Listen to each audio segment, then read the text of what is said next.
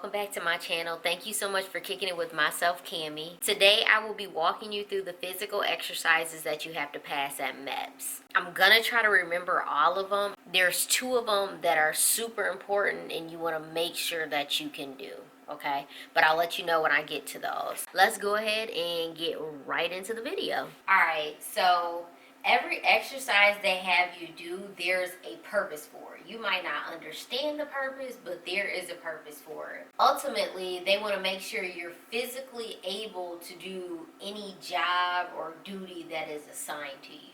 Most of the stuff, if you're like in decent shape, like you can do it. I know we started off with like hand exercises, different hand motions, making sure our range of motion was there, moving our hands from side to side, stuff with like the grip of our hands. So just make sure before you go to MEPS, make sure you can move your hands all the way around, you can stretch your hands out, just make sure you're not stiff. And then we did an exercise where we rotated our arms around, and we had to make sure that as we passed, we brushed our arms along our ears. Like, she made it very clear that we had to rub our ears for whatever reason.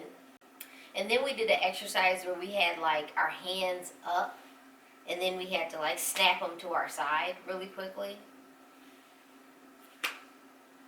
And we couldn't, and one of the things you couldn't do when you did that, you couldn't bend your elbows, like you just had to snap your arms straight.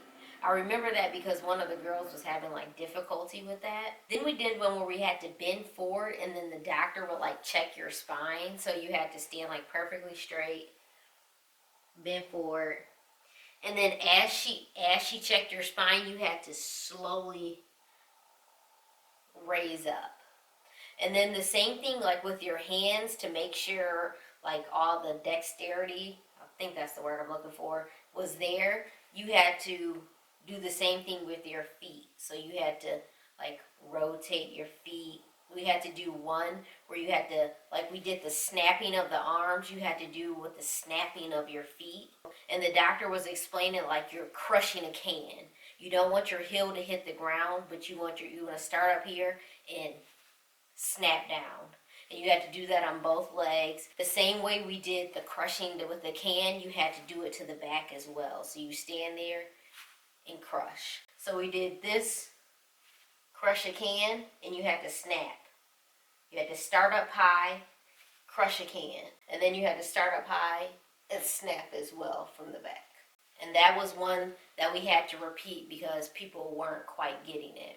These are the 2 that before I went to MEPS, they made sure I could do in the recruiting office. One is you can't use your hands, but you have to get down on your knees and then get back up without using your hands.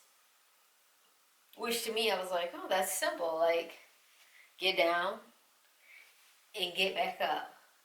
But apparently it's not as simple for everyone as you would think. So if that's something you're not sure you can do, you might want to pause this video right now and practice it, because you have to be able to do that. The second one that they made me practice in the office before I went to MEPS is what you call the duck walk.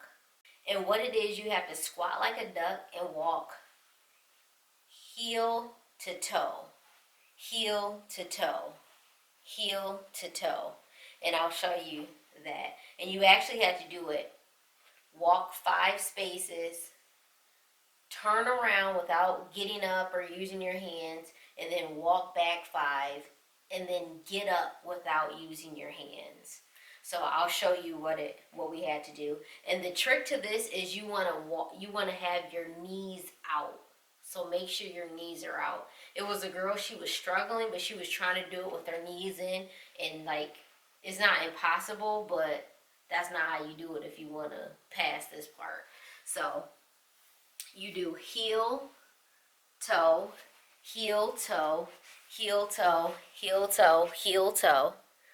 And then you're going to have to turn around, heel, toe, heel, toe, heel, toe, heel, toe, heel, toe, turn around, and then get back up without using your hands.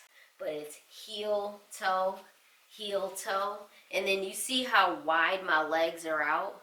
If you try to do it like heel toe, you're gonna struggle.